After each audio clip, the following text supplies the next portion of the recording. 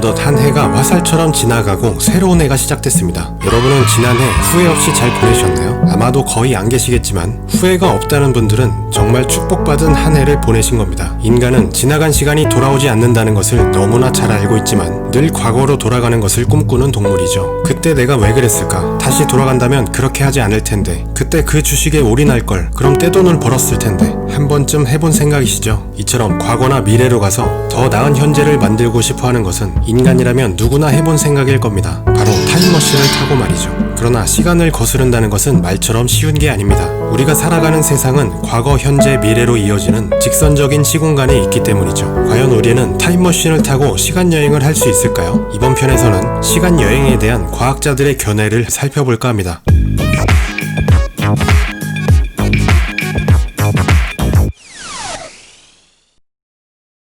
타임머신이라는 단어가 세상에 처음 등장한 곳은 영국의 허버트 조지 웰스가 쓴 타임머신이라는 소설이었습니다. 그가 쓴 소설이 대박이 나며 드라마나 영화, 소설 등에 수도 없이 많이 등장하며 현재까지도 단골 소재로 쓰이고 있죠. 그러나 원하는 시간에 착착 도착할 수 있는 타임머신이라는 기계장치는 허상에 불과합니다. 다만 몇 가지 물리적인 방법으로 미래로의 시간여행은 가능한데요. 첫 번째는 아주 빠르게 이동하는 겁니다. 자신이 직접 빛의 속도와 가깝게 아주 빠르게 이동한다면 아인슈타인의 특수상대성 이론에 따라 시간 지연 현상이 발생하게 되어 움직이지 않는 외부 세계보다 시간이 느려지게 돼 상대적으로 미래가 됩니다. 간단히 예를 들자면 어느 한 사람이 달리는 기차 안에서 축구공을 위로 던졌다고 생각해보죠. 기차 내부에서라면 공이 위아래로 수직 운동을 하는 것으로 보이겠지만 기차 외부에서 본다면 공이 마치 포물선을 그리듯 운동하는 것으로 보일 겁니다. 즉 기차 내부에서 보는 시점에서 공의 운동거리가 외부에서 보는 것과는 달라지는 것인데요. 빛의 속도는 늘 일정하므로 외부에서 보는 빛의 이동거리와 내부에서 보는 빛의 이동거리가 달라져 시간이 지연되는 현상이 생기게 되는 겁니다. 그러나 실제로 빠른 속도로 이동해 시간 지연을 느끼려면 어중간한 속도로는 어렵습니다. 고작 1% 정도의 시간 지연이 일어나는 데 필요한 속력은 광속의 약 14%가량이나 돼야 되는데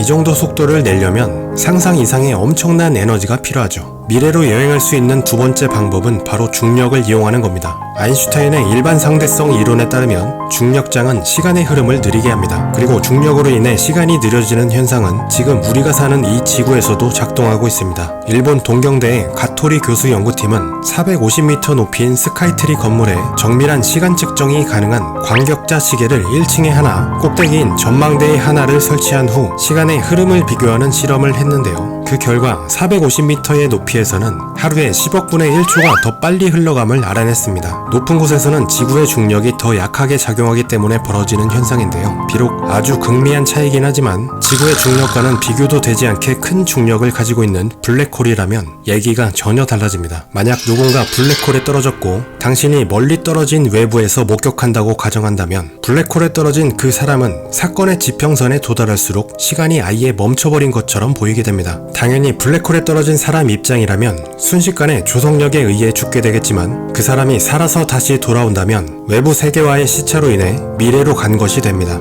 영화 인터스텔라에서 블랙홀 근처에서 자신의 시점으로 고작 몇 분밖에 지나지 않았음에도 외부 세계는 이미 수십 년 지나 있다는 내용을 다뤘는데요. 이 내용은 이론적으로 충분히 가능한 이야기라고 할 수 있습니다.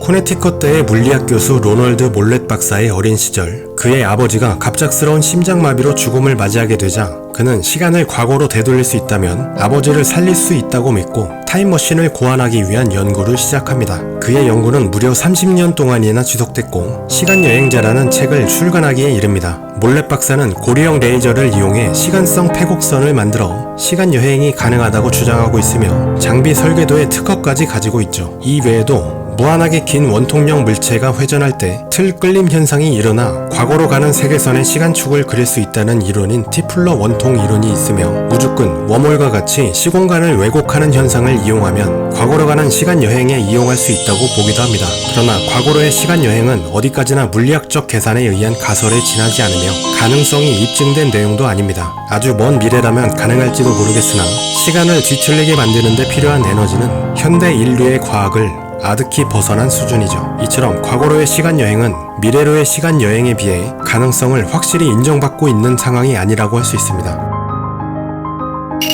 MIT 공대의 세스 로이드 교수는 지난 수년간 실시한 양자역학 실험에서 시간대별로 일어난 사건은 일관성을 갖는다는 사실을 밝혀냈습니다. 즉 시간을 거슬러 올라가 과거를 바꾸려고 해도 절대로 바꿀 수 없음을 입증한 것이죠. 고 스티븐 호킹 박사도 미래로 가는 시간여행은 가능하며 머지않아 현실이 될 일이라고 생각했으나 과거로 가는 시간여행은 불가능하다고 못 박았는데요. 앞서 로이드 교수와 비슷하게 시간상으로 원인이 늘 결과에 앞서야 한다는 연대기 보호 추측, 즉 시간이 순서대로 흘러간다는 시공간의 기본 원칙에 어긋나기 때문에 과거로의 시간여행은 불가능하다고 주장한 것이죠. 그러면서 그는 2009년 6월 28일 기발한 실험 아닌 실험을 하나 진행했는데요. 그 이름하여 과거로 온 시간여행자들을 위한 파티를 연 겁니다. 호킹 박사는 파티의 초대장도 만들었는데요. 그런데 박사는 이 초대장을 그 누구에게도 전달하지 않았습니다. 미래에서 온 시간여행자라면 과거에 그런 파티가 열렸었다는 것을 기록을 통해 이미 알고 있을 것이고 초대장의 내용도 기록에 남아있을 것이기 때문에 쉽게 찾아볼 수 있을 것이므로 초대장을 누구에게도 전달할 필요가 없었던 겁니다. 예상대로 결과는 단 한 명의 시간여행자도 나타나지 않은 채로 파티가 끝났고 호킹 박사는 과거로의 시간여행이 불가능하다는 것을 이 파티를 통해 증명했다고 말했죠. 또한 이와 같은 과학적인 견해에 반해 시간의 인과율을 거스르고 과거로 시간여행을 하게 된다면 수많은 역설적 문제에 봉착하게 됩니다.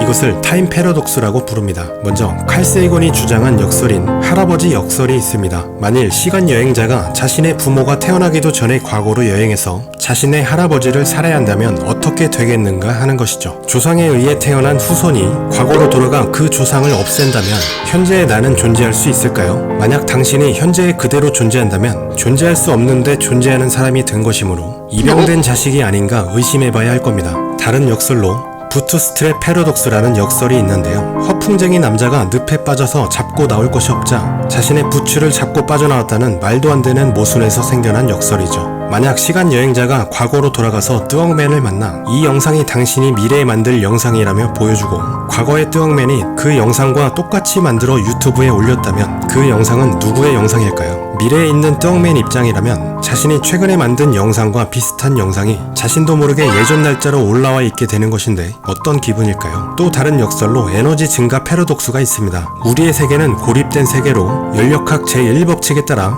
우주 내의 모든 에너지는 형태만 바뀔 뿐 늘 같습니다. 그런데 만약 타임머신에 자원과 에너지를 싣고 과거로 가서 놓고 오는 것을 계속 반복한다면 과거의 지구는 미래의 지구에서 무한한 자원과 에너지를 얻을 수 있게 되지만 에너지의 총량이 증가함에 따라 연력학 법칙에 위배하게 되죠. 고립계의 세계라면 과거로의 시간여행은 여러모로 불가능하다는 얘기가 됩니다. 다만 이 모든 역설을 가능하게 하는 논리가 하나 있는데 바로 다중우주론입니다. 즉 동일한 세계가 여러 갈래로 갈라져 있고 시간여행을 할 때마다 각각의 다른 세계로 진입하게 된다면 서로의 세계와 연계성이 없으므로 과거로의 시간여행으로 인한 현재 세계의 뒤틀림은 없어지게 되는 것이죠. 그러나 다중우주론 역시 실제로는 입증할 수 없는 이론일 뿐이죠.